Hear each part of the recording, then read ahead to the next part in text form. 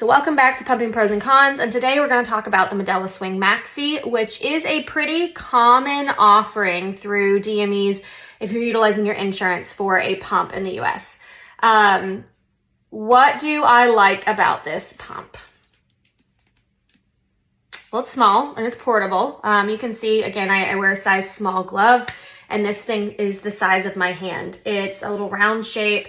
It has a flat bottom it's actually grippy on the bottom, so it's not easy to knock off.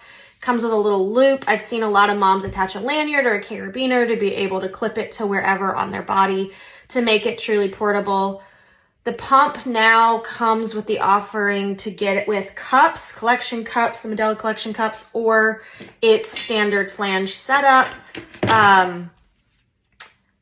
It's no frills. I mean, it's got easy to push buttons.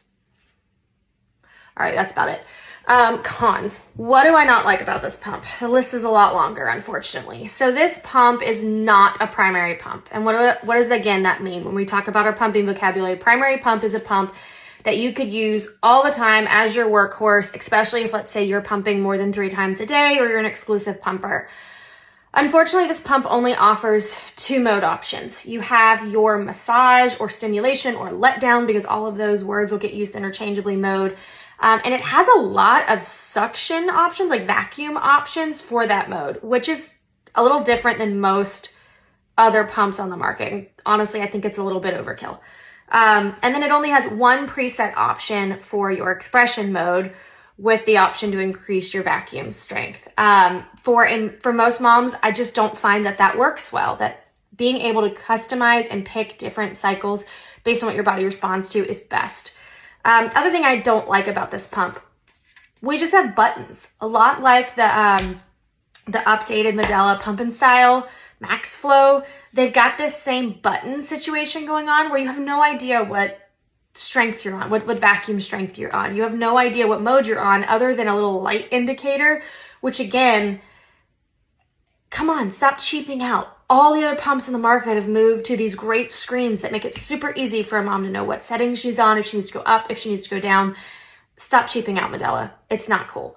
The other thing I don't like about this pump is when you read the manual, it is a 275-hour motor life. Now let's do some quick math. If you took 275 hours times 60 minutes, divided that by, let's say, 15-minute pump sessions, which for most moms that are pumping, that's actually not going to be enough, especially if you're an exclusive pumper or you're pumping to replace a feeding because you're at work multiple times a day. Some moms it's fine, but it's not the majority that I see in my practice, at least. If you do the math and then figure out how many pump sessions that is for the course of a year, that is anywhere from 1 to 2.5 pump sessions that this motor is capable of doing. Any more than that, you're going to burn through it faster than that first year. And by the way, the warranty is only good for a year anyways. So I don't like that. I don't like that. It's a cheaper option. It is not a good motor life. If this battery completely dies on you while you are pumping, you can't use it. You can't just plug it in and use it. It's got to charge for 15 minutes before you can use the battery again. So you always have to monitor if this thing is going to die completely. Otherwise, you could be in a bind. And again, I do not like the fact that Medela has their own little flange setup here. I'm always going to recommend that we toss this and move to a different setup for a lot of different reasons. One, because these are just more expensive to maintain with the parts. 2, these are shorter flange tunnels. So moms that have elastic nipples, I often find have a harder time with these, and you can actually get some abrasion to the ends of their nipple because of the drop off in the flange. So overall, oh, and it's loud. It's really loud, especially the higher you crank that suction up. So overall, those are the pros and cons of this pump. As always, if this is the only pump that you have access to, let's talk about how to make it work effectively for you.